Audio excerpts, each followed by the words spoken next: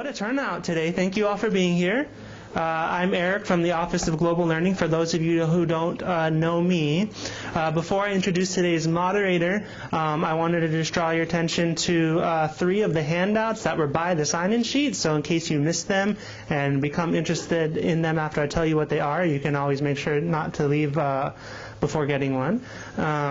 Number 1 is the schedule for our Tuesday Times Roundtable series. So if this is your first one, or you got drawn here by the specific topic or by a specific class or something and enjoy it, we're here every single Tuesday, and you can join us for these. Some of the upcoming topics include child and mother mortality, the death penalty, emotional intelligence, Pope Francis's visit to the U.S. is all on here, and then if you become a super fan of the New York Times, from all the interesting articles that you read here. In addition to the New York Times paper copies around campus, you also have, as an FIU student, free digital access to the New York Times. The instructions are on here. You just go to nytimes.com/passes and use your FIU email address, and you can get in there for free. If you try to read the New York Times frequently, you might know there's a paywall, and you get like 10 articles a month, so you can circumvent that with this. Your unlimited access lasts for 24 hours at a time, but as far as I know, you can keep renewing it every 24 hours unless a lot more students start using it than use it now. So you should have no problem renewing it every 24 hours for that. And then finally, our Global Learning Medallion. You could be earning credit towards this really cool graduation award right now by being here.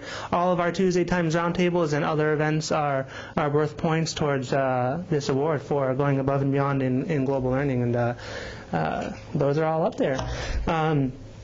Hopefully most of you got some combination of food or handouts. If you didn't get one or the other, that's fine. We're still going to have a great conversation. So I'm going to introduce today's moderator, who I wrote my own bio for, because I don't know if I lost the official one, but this one tells the story of Florencia coming to moderate the roundtable today, so I think it's even better.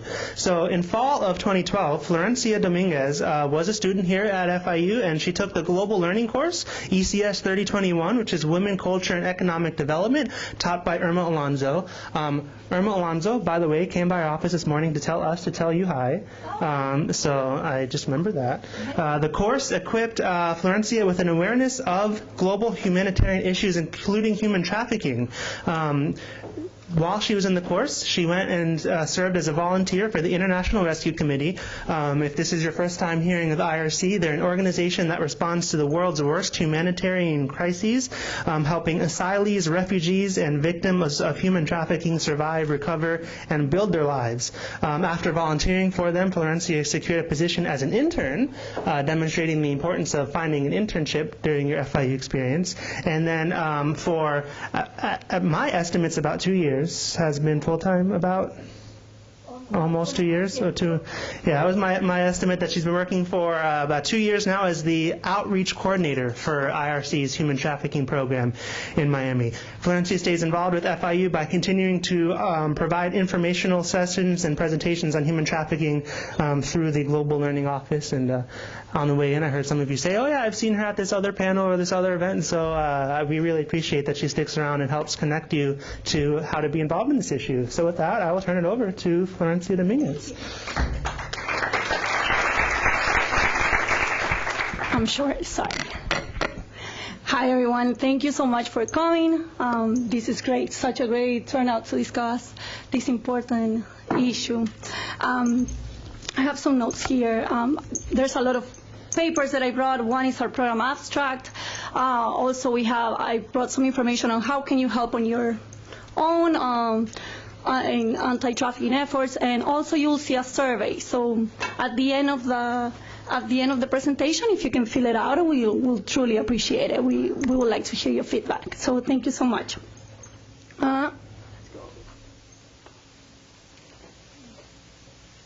So the International Rescue, I'm just going to give you a brief description of the organization I work for.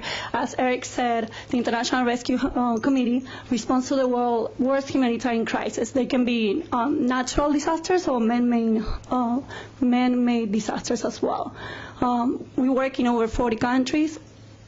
And it was founded in 1933 at the request of Albert Einstein. We all know Einstein as a great scientist, but he was also a great humanitarian. So the anti-trafficking program, it was created in 2003, and so far we serve more than 380 victims in the region. We serve 4 counties. We serve from Monroe, Dade, Broward, and West Palm. So in those 4 counties alone, we serve more than 380 victims.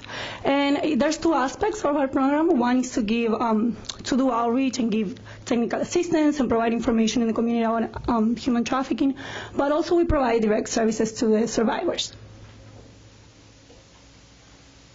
So I want to see, what is human trafficking? What do you guys think is human trafficking? What do you guys know about human trafficking? Yes. I think a lot of people, when they think of human trafficking, they think of something that was happening here in the United States to begin with, and then when it's very visible. Yes. I understand that human trafficking is bringing somebody access to a base and utilizing them in a way. I personally have a hard time believing that this is happening here, so that's why I'm here today. And I'm glad you're here. Yeah, this is great. Anybody else? Yes. Essentially modern slavery. That's true. Yes. It involves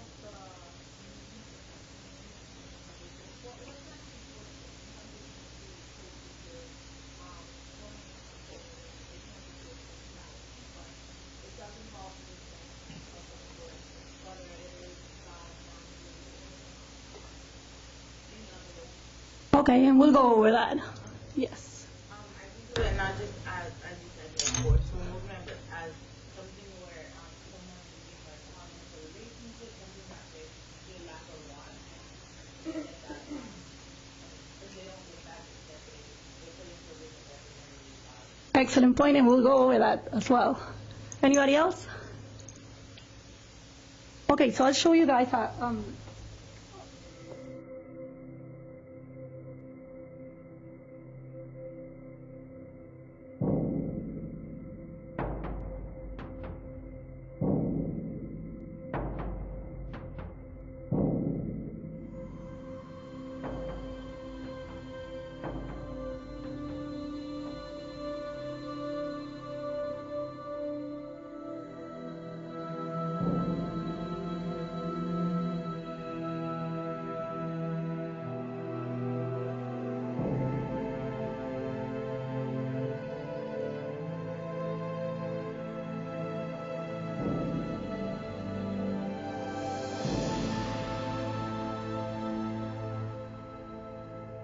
The abuse, it was horrendous. I was tortured. I never thought a human being would go through what I went through and live. For this woman, we'll call her Sarah, the suffering began when she was kidnapped in her early teens. Forced to engage in stripping and prostitution, Sarah endured horrific physical and mental abuse. Having gasoline poured on me while they held the match. Being kicked and stomped on, being drugged by my hair. Having 15 guys circle me and stomp me, and I mean literally stomp me. As traffickers moved her from city to city, town to town, fear, not shackles, kept Sarah from breaking free. Fear of my family being harmed, fear of myself being harmed or killed, believing that my traffickers would carry out what they said they would do. Fear of no one believing me. Going to the police was not an option at the time, so I thought. I was brainwashed to believe that no one would help me. If anything, it would put me in more danger or even put me in jail. Sarah's story is tragically typical for many victims of human trafficking, a modern-day form of slavery happening in the U.S., which forces tens of thousands of women, children, and men into brutal conditions for little or no pay. Many are forced into commercial sex. Others end up working in hotels and restaurants as domestic servants, on farms, or in sweatshops. Esmeralda, a name we gave her, was just 11 years old when her mother in Guatemala sold her to a Guatemalan man who turned her into his sex slave. Smuggled into the United States, she endured long days of cooking, cleaning, and childcare, and nights of repeated rapes and brutality. He told me that he paid money for me and that he can do whatever he wants with me. In that room where I used to sleep, he used to hit me, like, you know, I used to bleed and everything because we have a carpet in the room. It was blood everywhere. While traffickers find some victims in the U.S., often their targets, like Esmeralda, come from other parts of the world: Latin America, Africa, the former Soviet Union, and Southeast Asia. It's important to realize that although people might have been brought here willingly, when they do arrive to the United States, that they're put in positions that they had no idea they would be placed in. They're either forced into prostitution or some type of slave labor. And it's important that we look at them as victims and not as criminals. Jail could be better because, you know, people they will feed you and they know that you're there. But that house, nobody know that I was there. I was locked down, I won't do nothing. It's like, I'm not there. Traffickers rely on brutal tactics, emotional and physical bondage, to enslave their victims. He told me if somebody asks you if I'm your husband, just tell them I'm your brother or something. You better not say nothing. If you say something, I'm gonna kill you. That was he telling me. He used to get a knife and put it in my neck over here, so he was gonna kill me. Traffickers use a variety of methods to keep their victims enslaved. We've seen everything from force, fraud, or coercion, ranging from physical beatings and torture to Okay, so we can see that's happened here. And this video was created by the Department of Health and Human Services under their program Rescue and Restore. We are part of that program. And like the video explained, what we are trying to do is trying to educate the public and also identify victims, because we know there are a lot of victims within our community. So that's the whole purpose of the program. So how many of you heard that Florida is in the top 3, right? They threw that around a lot. Well, I just want to clarify that statistics. According to the national, there's a national hotline to report or get information on human trafficking, and according to the number of calls received by that national hotline, Florida is one of the top 3 countries. State, yes, sorry. So we can assume, right, if there's that many calls to a National Human Resource Center about human trafficking, we can assume that Florida ranges in the top 3. Do you guys want to guess why, or have any idea why why human trafficking might be so prominent in Florida?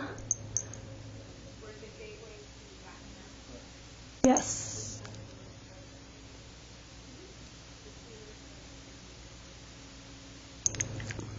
We are, yes? Stories, right, too, yes. Okay. Okay. The access to the markets, yes.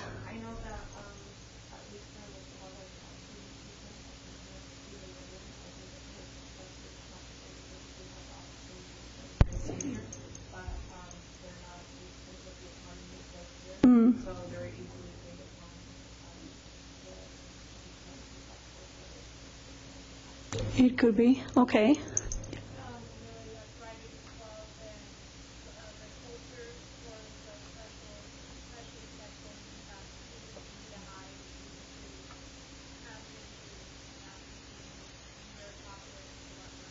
Yes.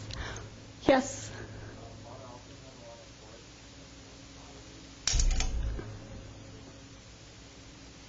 Yes, and because of our weather too, we have a lot of down south and in central Florida. We have farms, a lot of agriculture here, right?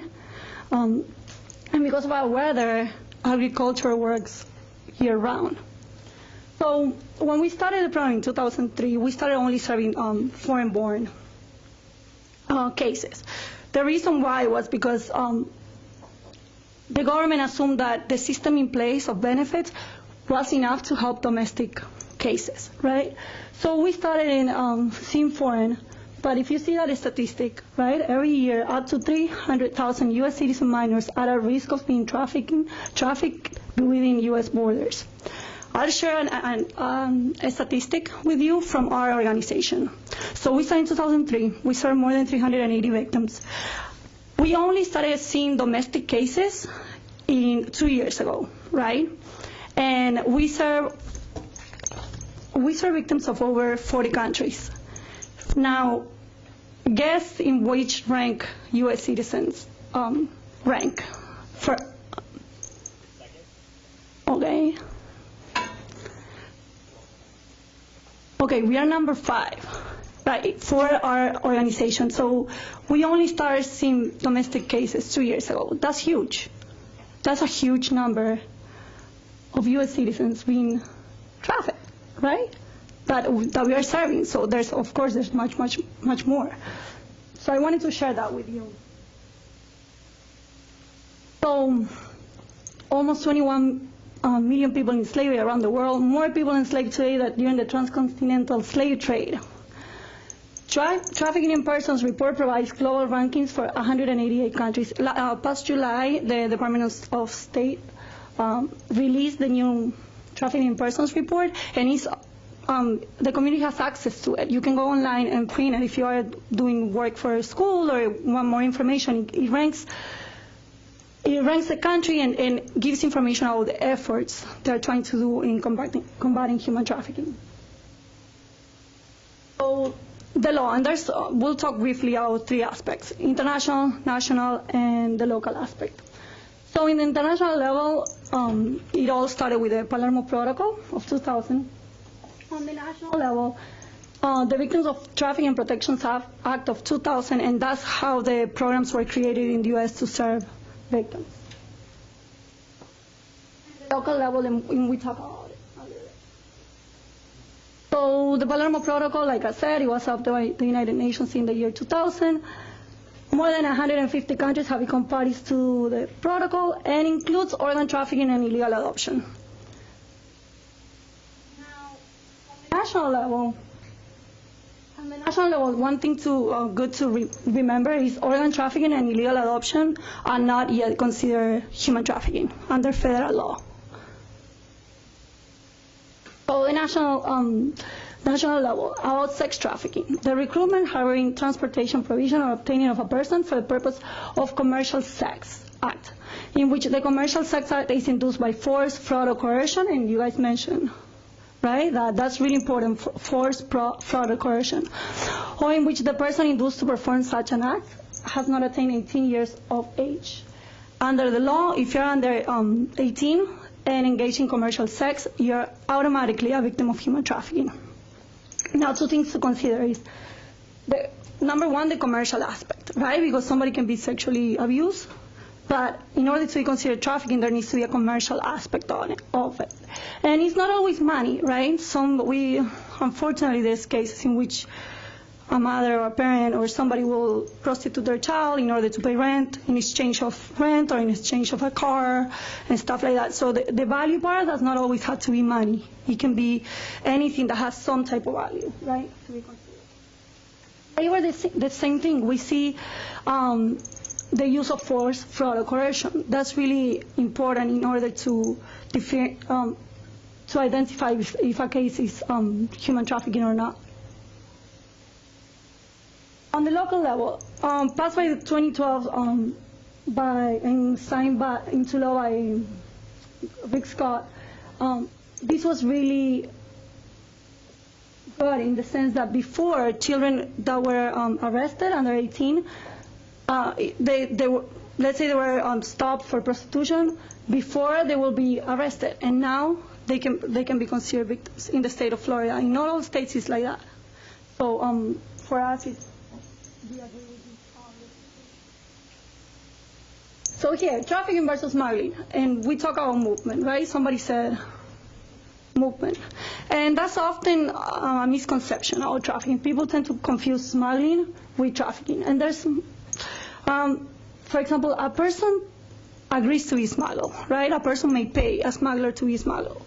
One is a crime against the border. The other one is a crime against the person.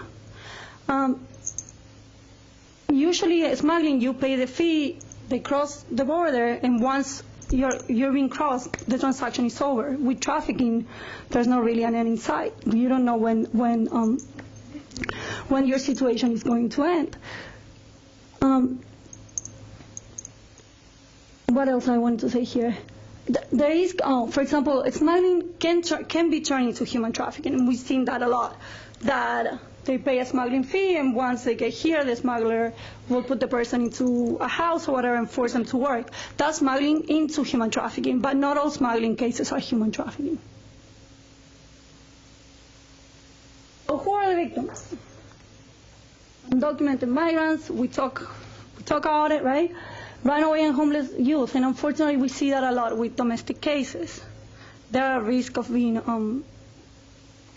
trafficked. It is said that within 24 hours of youth running away, that person will be approached by some type of criminal in those first 24 hours. Includes men, women, children, families, everybody. And somebody mentioned it before, right? Any vulnerability that can be exploited.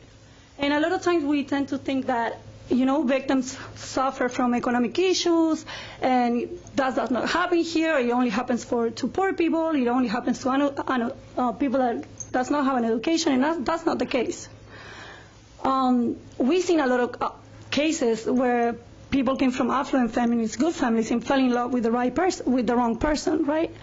So the exploitation can be not only economic, but that exploitation of your need, it can be emotional, physical. Really, anybody can be. We all have a need, right? We all can be vulnerable at a sense. And traffickers are really good at exploiting and manipulating that need that you have, right? Sometimes it's a sense of belonging, right? Why does it occur? Well, yields 150 billion per year. It ranks only behind drugs. And most importantly, unlike drugs and arms, humans can be resold and reused. There's no expense, right? Barely any expense for the traffickers. I want to show you guys a video.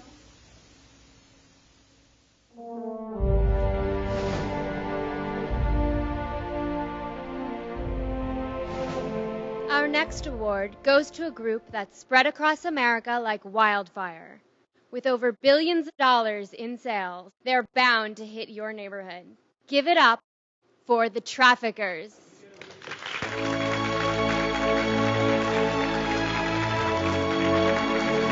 This is the third win for the Human Traffickers.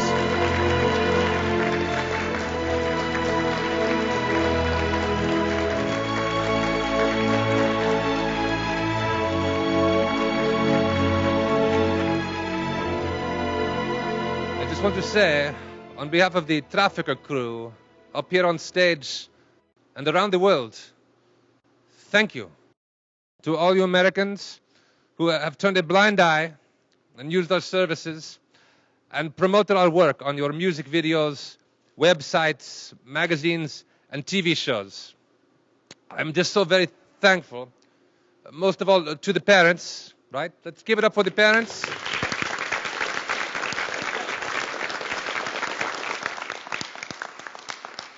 All of you who abuse, abandon, and neglect your kids, without you, we would not have a source to pull from. And of course, let's hear it for the Johns, eh? You're out there, you know who you are. Without you, we could not have generated $9.5 billion in sales last year. As long as you stay loyal to us, we will keep getting bigger and better all the time. We'll see you next year. Traffickers, baby. Hi, I'm Ashley Judd. Humanity is not for sale. Put an end to modern-day slavery. So what do you guys think of the video, right? It shows an aspect that we don't tend to think about it. And if you guys read the article that I picked today, it talks about Backpage. How many of you heard of the website? Everybody, right? Well, in the article you'll see that basically what happened is through efforts, so through a single person's efforts, he got the credit card companies to stop paying with to stop endorsing and let people pay for sex ads with credit cards. And of course, Backpage didn't like that. But that's a vehicle, right? A tool that traffickers use, and nobody seems to think of that. They'll see the ads, and a lot of them are minors, and that's the youth that we see, the youth that we saw before that are at risk, and they're being promoted there. And in the article, there's a quote from one of the girls that was advertised there, and she said, "When on Backpage, I was advertising the same way as a car or a phone, but with even less value than a bike." She was 15, right? So there has to be a component of social responsibility and business responsibility, because what the credit card companies did in this case, and they agree, right? They agree to stop providing their services, but we need more of that. It's not only the changes not only are going to come from Congress and laws and stuff like that, but from us, right? The consumers as well, the people that go with the Johns, what would they call the Johns? So where does it happen? And we talked about it, right, in Florida: agriculture, hotels, restaurants, sex industry. We talk about all those places. And domestic service. We have a lot of cases of domestic servitude, and they're among us, and we don't think about it. Factories, sweatshops. How are the victims recruited? Again, fraud, false promises, manipulating hope, right? Familiarity, trickery. Again, we're going with the fraud. Who are the traffickers? And we'll see in a case study that I brought today, a lot of mom and pop organizations. We see gang members, organized crime, but if we are being honest, we always think of traffickers, right, a certain way, right? It's like the pimp with the feather, the hat, and that's not only the case. There's a lot of different aspects of it. Diplomats. There was a recent case on the news about a diplomat involving human trafficking. How are the victims controlled? Again, when we think of trafficking, slavery, we think a lot of shackles, and somebody with limited movement or maybe not able to move at all. But there's a lot of psychological abuses, right? We've seen cases that, well, it's not that we've seen cases, most of the cases, people have some type of freedom and were in contact with some type of, in a medical facility, law enforcement, but sometimes you're so afraid of what's going to happen to you or to your family that you don't come forward. So it's not only, think about it, it's not only the physical aspect, but also the emotional, the psychological aspect of it. The threats of deportation, we see that a lot. Isolation, drug and alcohol dependency. There was a big case in Florida about homeless. These company that work in agriculture used to pick homeless people from the street, and they will force them to work and give them alcohol and drugs, and they were beaten and all types of stuff. But this was people among us. Again. So indicators. There's a lot of indicators, but there's not a recipe, right? It's not that if the person qualifies in one of these questions, that's automatically a victim of human trafficking. It's a combination of everything, but it's some good things to keep in mind. Does the person have their documents with them? Does the person seem coached when they talk? Does the person have freedom of movement? And again, if maybe the person does, that does not automatically mean that she's not a victim of human trafficking. Has the family been threatened? Has the victim been harmed, deprived of food, medical care? Now, is the victim a juvenile engaged in commercial sex? Is that a victim of trafficking? Yes. That's the only question there, that automatically the person is a victim of trafficking.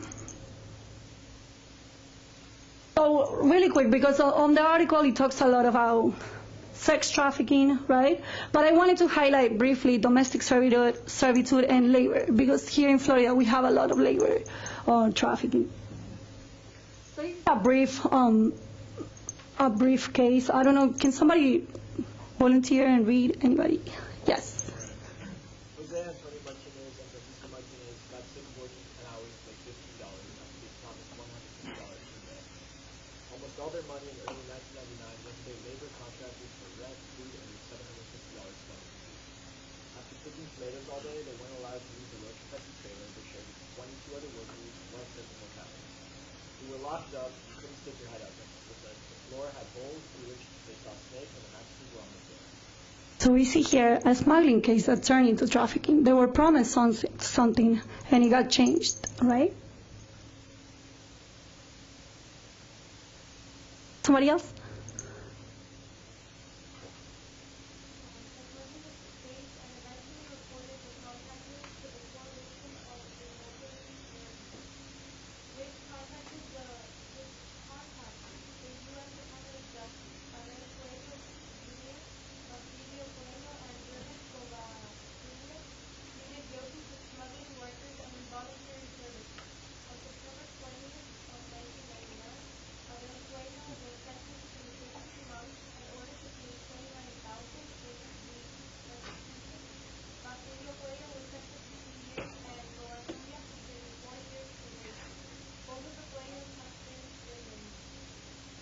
You guys think that's enough? No, right? And this was 1999, so we come a long way since then, but still we have a long, long way to go. And I wanted to show you another case study. It's called the Cinderella. On the news, it was called the Cinderella story. And it's a case that we work on. We serve the survivor. Can somebody volunteer and read for me, please? Anybody? Yes. I'll tell you one thing. She was just a woman. I'll tell you that. So the little short trying to go from my doorway, holding her arms across her chest and glancing at the pretty, well-fed house next door. Imagine the surprise then on April 4th, 2007, when the FBI showed up at a quiet house here and arrested Maud and her mother, Evelyn Theodore, at her home. Two others, Maud's sister, Claire Velasco, and St. Fort Collins, Maud's ex-husband, were picked up elsewhere. What caught your attention from this slide?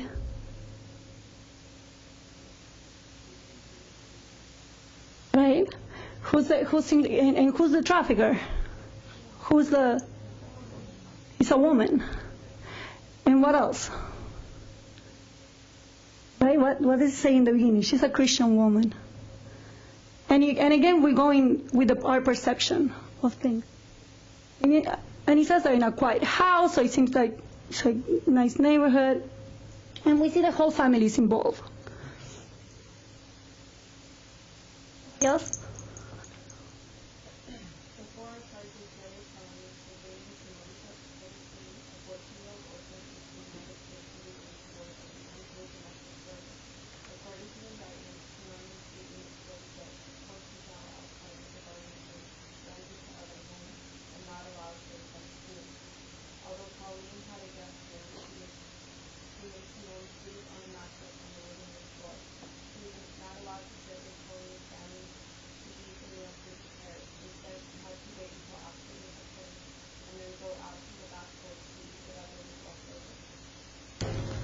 Yes. What is the average amount of time these people are held in jail for? You'll see in this particular case at the end of the case study. Not long ago, for the first time, we've seen a life sentence. Okay. And there's going to be, well, I shouldn't talk about that, but now the sentences are getting longer. Is it generally short, like 5-10 years, or is it?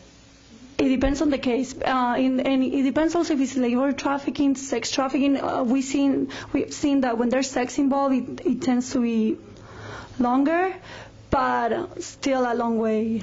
No, we've seen cases of now cases that for 30 years, and like I said, it was not long ago that we've seen the first life sentence. Are there programs in these jails to help these traffickers? Well, I'm not sure about that. In a lot of cases, they're not allowed to. In a lot of the trafficking cases, the perpetrators are not allowed to. Yes, but I don't know that if there's social services for them. Yeah.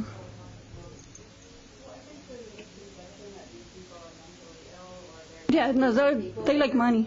A lot of them come from places, like I lived in TTR, and people think that this is completely acceptable. I saw so many men who were actually destitute here.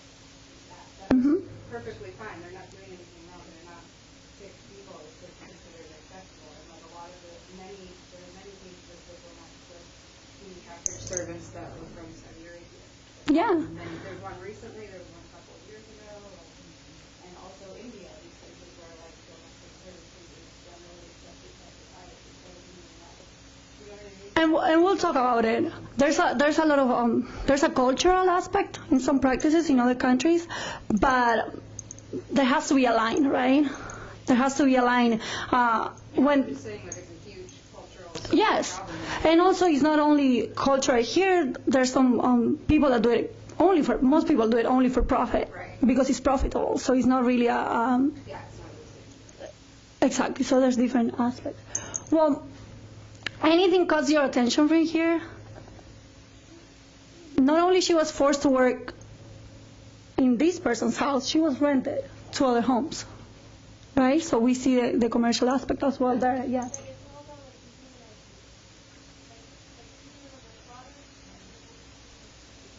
Exactly. Yes. A volunteer, please. Yes. All four suspects have pleaded not guilty. The case goes to trial in October. If convicted, Miles Collins and Evelyn Theodore could face up to 40 years in jail. The others slightly less. In 1999, a Pembroke Pines family was accused of beating, raping, and enslaving a 12-year-old girl brought from the island. Homeowner Willie Conte Jr. fled the baby before trial.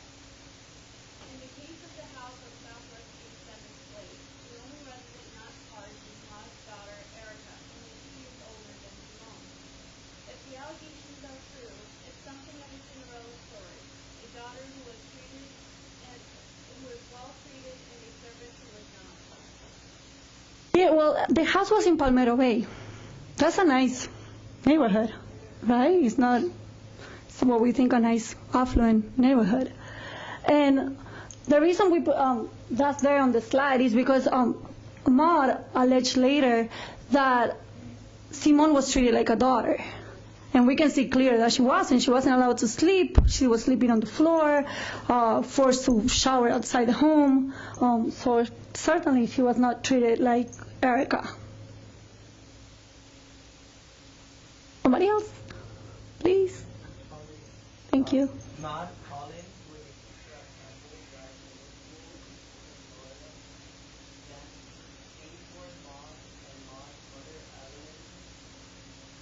Themselves with affairs and peace, and they apparently oversaw the funding and management of the DNA orphanage, located in Venezuela, amounting on 25,000 people with no electricity, no phone service, and citizens who are non-reporting and elected. Anything here? She's a teacher. Educator, and she's a well-respected member of the community back in her country.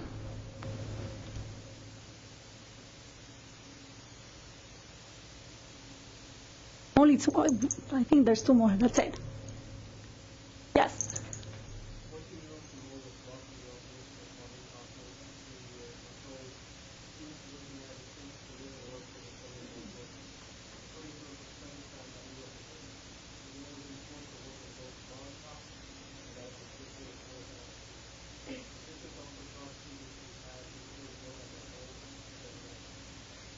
And we talk about the cultural aspect in Haiti and in India and other countries. There's in Haiti it's called Restovics, in which poor impoverished families will give their child to work or assist more affluent families so they can help them and give them food and stuff like that.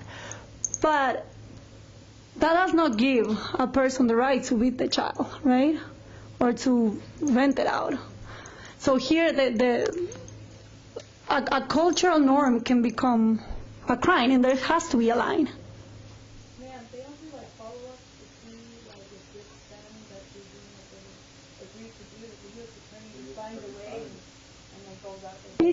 This is an old case. I know that Simon still lives in Florida in another county.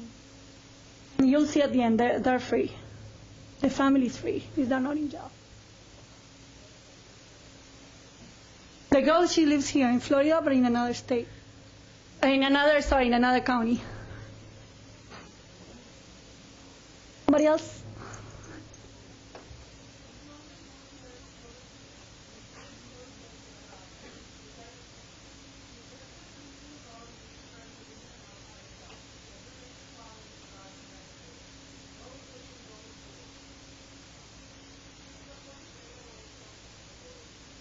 Okay, and during the Maud said that she couldn't enroll Simon, that she had issues enrolling Simon in school. She was a teacher. So it made no sense.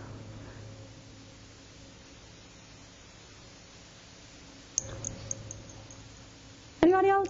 I'll read again. Thank you. In June 2005, the notification for the family is decision and family plan not following the sentence for 87 months included, followed by 3 years of supervised release and ordered that she won't leave with the co-defendant as an individual creditor. One year to receive $755,000 and State Court Holland was sentenced to 18 months of probation, 2 years discipline, and home confinement, and $80,000 fine. Nothing. Right? And 87 months. And restitution, of course. A lot of times victims don't get restitution. They don't even get a portion of restitution if the person doesn't have the money. If the person doesn't have the money to pay, a lot of victims don't get the restitution they deserve. So hopefully, that's what I'm saying, that since the year 2000 is baby steps, that's why we need the community, future lawyers, to make these type of changes. Because this is not nearly enough. And we came a long way. The husband, 18 months probation, because during Simon's stayed at the house, the husband, they separated. So the husband said, well, I wasn't living in the house, so I wasn't aware of what was going on.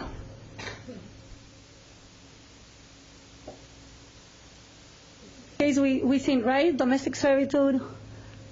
We got a neighbor, right? A concerned citizen helped this person. And we've seen that in a lot of our cases, that is the help of somebody, a neighbor that helped them escape. What do you think Simone needed when she was rescued? Everything, right? Everything. Food, clothing, a toothbrush, everything. And that's why programs like ours are in place. And there's different in the community. Because basically, law enforcement can, arrest the traffickers, but then the victims need help. So that's a lot of what we do in other organizations too, and in which you can help out too, right? We need they need housing, legal assistance, crisis intervention, life skills in a lot of cases, education, transportation, mental health, counseling, a lot of counseling.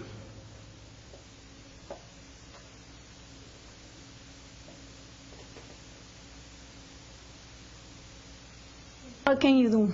Again, volunteer with different organizations, not only organizations that deal directly with trafficking, but there's a lot of organizations in the community that offer counseling, or if you know, legal service, paralegal services. Donate. Not only non-monetary funds, but sometimes we do collections of clothing, or we do collections of can items, toothbrushes, stuff like that. Join a local task force. Dade County, West Palm Beach, Broward, in Dade County, we have amazing human trafficking coalitions that our organization is they're part for. They're open to the community. You'll see members from law enforcement, service providers, concerned citizens, and this is a great way to know what's going on, not only with the law, but in the community, and also to understand that really, in order to not eradicate, because it's really tough, but in order to combat human trafficking and really truly help the victims, it takes a village. Not one organization can do it. It takes a whole community in order to advance against it. Be a conscious consumer, right? Again, we're going with Backpage and other items, and we can go into human trafficking on a global scale, and the cheap product that we buy, the cheap clothing, even chocolate, tomatoes, and stuff like that. But we have to try to be a conscious consumer and spread the word. Now you know more about human trafficking, right? Hopefully, and just make sure, like, you know, and you share that it does happen in the U.S. and it's pretty prominent here.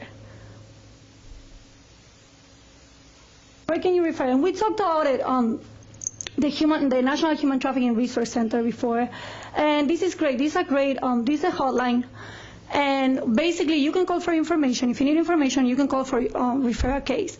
But basically they speak 200 languages, but they have a database. So we receive, if somebody is from Dallas and came to Florida, and all of a sudden they find themselves into a trafficking situation, of course they won't know where to go. So by calling the hotline will connect the service provider or the victim into an agency that can help them in the area. And also we have our own hotline, as you can see there. My information, I have my business card also for any of those that want it. Thank you so much.